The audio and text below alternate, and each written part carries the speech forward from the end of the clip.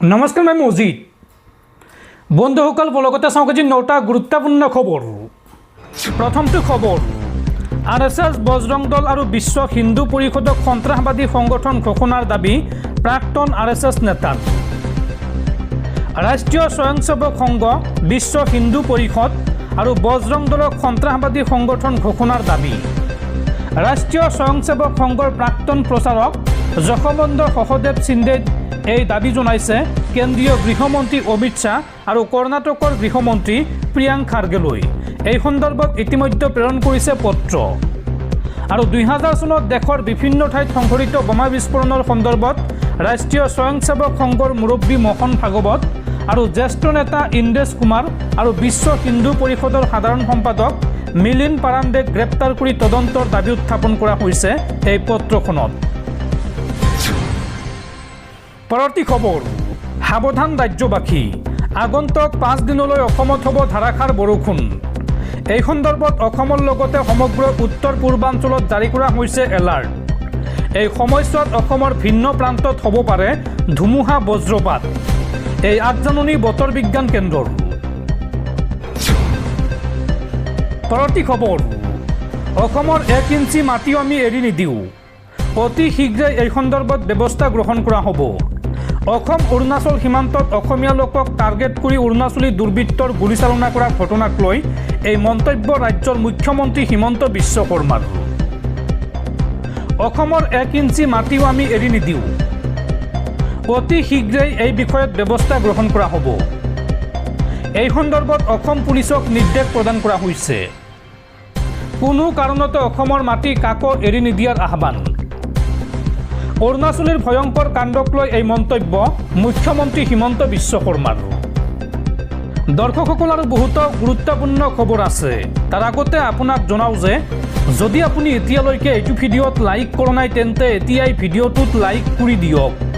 আৰু এনেকুৱা ধৰণৰ ভিডিঅ'সমূহ নিতৌ চাবলৈ চেনেলটো ছাবস্ক্ৰাইব কৰি কাষত থকা বেল আইকনটো প্ৰেছ কৰি ৰাখক। পৰৱৰ্তী খবৰ, 80 সংখ্যক স্বাধীনতা দিৱসত লালকিল্লাত পৰিৱেশন হ'ব বন্দে মাতৰম। দেশৰ ইতিহাসত প্ৰথমবাৰলৈ লালকিল্লাত পৰিৱেশন হ'ব বন্দে মাতৰম। বন্দে মাতৰমৰ 150 সংখ্যক বৰ্ষপূৰ্তিক লৈ এই ঐতিহাসিক সিদ্ধান্ত কেন্দ্ৰীয় চৰকাৰৰ। পৰৱৰ্তী খবৰ, ৰাজ্যৰ লাখ লাখ নিবনুৱা যুৱক যুৱতীলৈ ভাল খবৰ। SBIত ওলাইছে চাকৰি, দৰমহা 64,000 টকা। ভাৰতবৰ্ষৰ সৰ্ববৃহৎ পাব্লিক ছেক্টৰৰ বেংক SBI অৰ্থাৎ ষ্টেট বেংক অৱ ইণ্ডিয়াত ওলাইছে 1538টা পদৰ বাবে চাকৰি। আজিয়েই কৰক আবেদন। চাকৰি বিচাৰি থকা যুৱক যুৱতীসকলৰ বাবে সুখবৰ। ষ্টেট বেংক অৱ ইণ্ডিয়াই ক্লাৰ্ক জুনিয়ৰ এছ'চিয়েট পদত বিশেষ নিযুক্তি 2026ৰ বিজ্ঞপ্তি প্ৰকাশ কৰিছে। ইতিমধ্যে এই নিযুক্তিৰ বাবে অনলাইন আবেদন প্ৰক্ৰিয়াও আৰম্ভ হৈছে। এই নিযুক্তিৰ জৰিয়তে মুঠ 1538টা পদ পূৰণ কৰা হ'ব। মূলতঃ অনুসূচিত জাতি SC, অনুসূচিত জনজাতি ST আৰু অন্যান্য পিছপৰা শ্ৰেণী OBCৰ বেকলগ পদসমূহ পূৰণৰ উদ্দেশ্যে এই বিশেষ নিযুক্তি আগবঢ়োৱা হৈছে। শিক্ষাগত অৰ্হতা চাওঁ আহক। এই পদৰ বাবে আবেদন কৰিবলৈ প্ৰাৰ্থীৰ স্বীকৃতিপ্ৰাপ্ত বিশ্ববিদ্যালয়ৰ পৰা স্নাতক ডিগ্ৰী থাকিব লাগিব। স্নাতক ডিগ্ৰী 31 ডিচেম্বৰ 2026ৰ ভিতৰত লাভ কৰা হ'ব লাগিব। বৰ্তমান চূড়ান্ত বৰ্ষ বা ফাইনেল ছেমিষ্টাৰত অধ্যয়ন কৰি থকা ছাত্ৰ ছাত্ৰীয়েও আবেদন কৰিব পাৰিব। অৱশ্যে তেওঁলোকে 31 ডিচেম্বৰ 2026ৰ ভিতৰত পৰীক্ষাত উত্তীৰ্ণ হোৱাৰ প্ৰমাণপত্ৰ দাখিল কৰিব লাগিব। এতিয়া চাওঁ আহক বয়সৰ সীমা। ন্যূনতম বয়স 21 বছৰ হ'ব লাগিব আৰু সৰ্বাধিক বয়স 28 বছৰ, অৰ্থাৎ 21 বছৰৰ পৰা 28 বছৰ বয়সৰ ভিতৰত হ'ব লাগিব প্ৰাৰ্থীগৰাকী। OBC প্ৰাৰ্থীৰ বাবে 3 বছৰ ৰেহাই প্ৰদান কৰা হৈছে এই চাকৰিত। লগতে SC ST প্ৰাৰ্থীৰ বাবে 5 বছৰৰ ৰেহাই ঘোষণা কৰা হৈছে আৰু দিব্যাংগ প্ৰাৰ্থীৰ বাবে 10 বছৰৰ ৰেহাই ঘোষণা কৰা হৈছে। এতিয়া চাওঁ আহক আবেদন মাচুল। সাধাৰণ শ্ৰেণী আৰু OBC প্ৰাৰ্থীৰ বাবে 750 টকা আবেদন মাচুল নিৰ্ধাৰণ কৰা হৈছে। লগতে SC ST PWBD x servicemen আৰু DE আছাম প্ৰাৰ্থীৰ কোনো আবেদন মাচুল নাই। আৰু এতিয়া চাওঁ আহক দৰমহা। নিৰ্বাচিত প্ৰাৰ্থীসকলে প্ৰতি মাহে 24,050 টকাৰ পৰা 64,480 টকা পৰ্যন্ত লাভ কৰিব দৰমহা। আৰু এতিয়া চাওঁ আহক ক'ত কেনেকৈ আপুনি কৰিব আবেদন। আগ্ৰহী আৰু যোগ্য প্ৰাৰ্থীসকলে SBI নিযুক্তিৰ অফিচিয়েল ৱেবছাইটত গৈ অনলাইনত আবেদন কৰিব পাৰিব। আবেদনৰ পদক্ষেপসমূহ চাওঁ আহক। SBI অফিচিয়েল নিযুক্তি ৱেবছাইট recruitment.sbi.bank.in প্ৰৱেশ কৰক। তাৰপিছত নিউ ৰেজিষ্ট্ৰেশ্যন বিকল্পত ক্লিক কৰক আৰু ইয়াৰ পিছত নিজৰ নাম, মোবাইল নম্বৰ, ইমেইল আদি তথ্য দি পঞ্জীয়ন সম্পূৰ্ণ কৰক। লগ ইন কৰি আবেদন পত্ৰত প্ৰয়োজনীয় তথ্য পূৰণ কৰক আৰু পাছপোৰ্ট সাইজৰ ফটো, স্বাক্ষৰ আৰু প্ৰয়োজনীয় নথিপত্ৰ আপলোড কৰক। প্ৰযোজ্য আবেদন মাচুল অনলাইন যোগে পৰিশোধ কৰক আৰু আবেদন পত্ৰখন ভালদৰে পৰীক্ষা কৰি ছাবমিট কৰক আৰু ভৱিষ্যতৰ বাবে আবেদন পত্ৰৰ এটা প্ৰিণ্ট আউট বা PDF কপি সংৰক্ষণ কৰি ৰাখক। এই কাম নিজে কৰিব নোৱাৰিলে আপুনি ওচৰৰ অনলাইন কৰা কম্পিউটাৰৰ দোকানত গৈ কৰিব পাৰিব। আৰু যোগ্য প্ৰাৰ্থীসকলে আবেদন কৰাৰ পূৰ্বে SBI অফিচিয়েল নিযুক্তি বিজ্ঞপ্তিখন ভালদৰে পঢ়ি সকলো যোগ্যতা, বয়সৰ সীমা, নথিপত্ৰ আৰু অন্যান্য চৰ্ত নিশ্চিত কৰি লোৱা উচিত।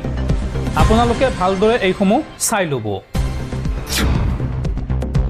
পৰৱৰ্তী খবৰ, আদালতক অৱমাননা, গোপনে খুলিলে জুবিন গাৰ্গৰ মেনেজাৰ সিদ্ধাৰ্থ শৰ্মাৰ মহাবীৰ একুৱা। জুবিন গাৰ্গৰ ধন লুটি মহাবীৰ একুৱাত ধন বিনিয়োগ কৰিছিল সিদ্ধাৰ্থই আৰু 29 এপ্ৰিলত মহাবীৰ একুৱা চিল কৰাৰ নিৰ্দেশ দিছিল আদালতে। কিন্তু আদালতৰ নিৰ্দেশ অৱমাননা কৰি অতি গোপনে পুনৰ খুলিলে এই ফেক্টৰী।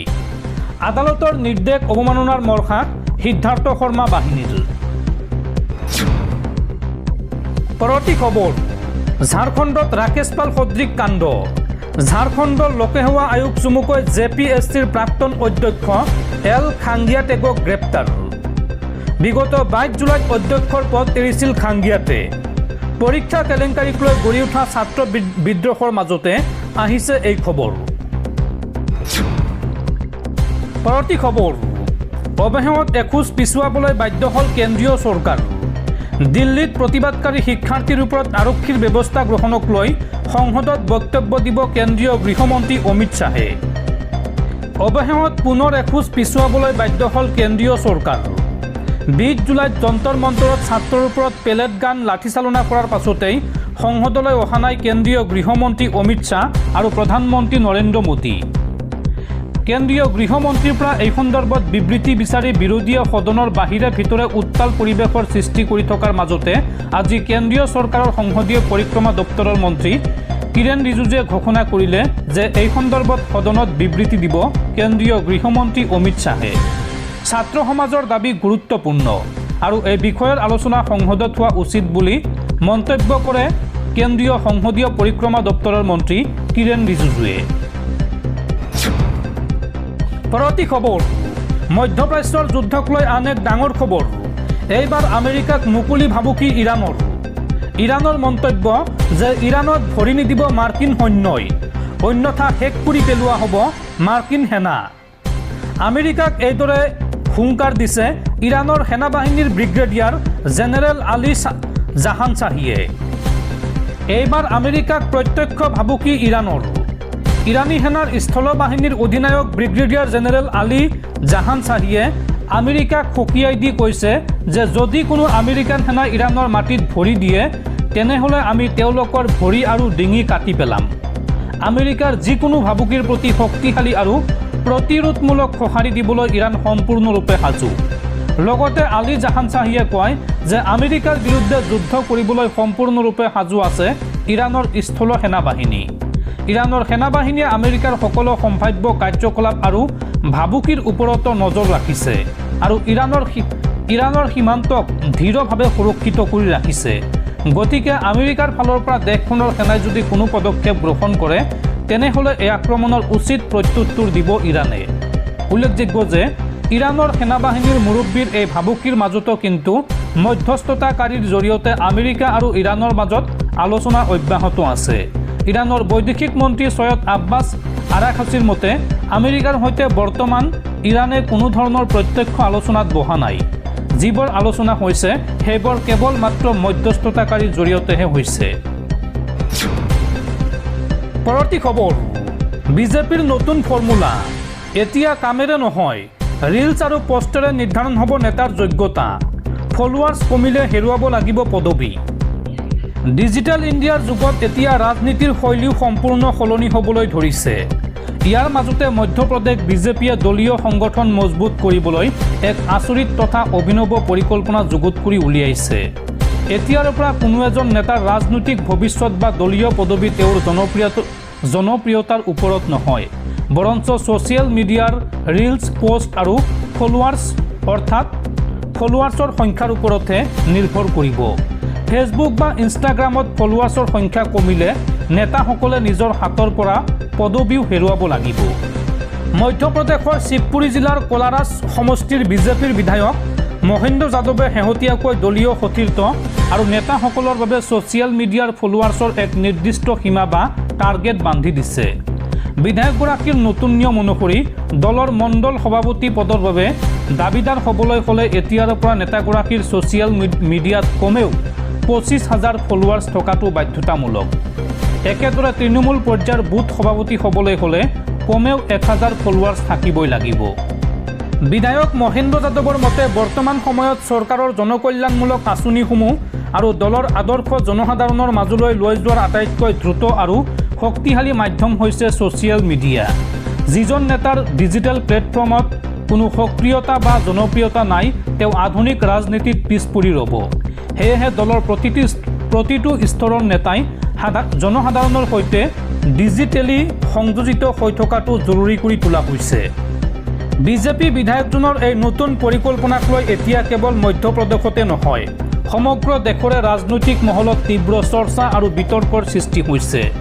দলৰ একাংশ যুৱ প্ৰজন্মৰ নেতাই এই পদক্ষেপক আদৰণি জনাইছে যদিও পুৰণি আৰু জ্যেষ্ঠ নেতাসকলৰ মাজত ইয়াক লৈ এক নীৰৱ সন্তাপৰ সৃষ্টি হৈছে। কাৰণ দীৰ্ঘদিন ধৰি মাটিত নামি ৰাজনীতি কৰা বহু জ্যেষ্ঠ নেতা আজিও ডিজিটেল মাধ্যম বা ৰিলছ সংস্কৃতিৰ পৰা বহু যোজন দূৰত। এতিয়া এই নতুন নিয়মে তৃণমূল পৰ্যায়ৰ ৰাজনীতিত কি প্ৰভাৱ পেলায় সেয়া লক্ষণীয় হ'ব।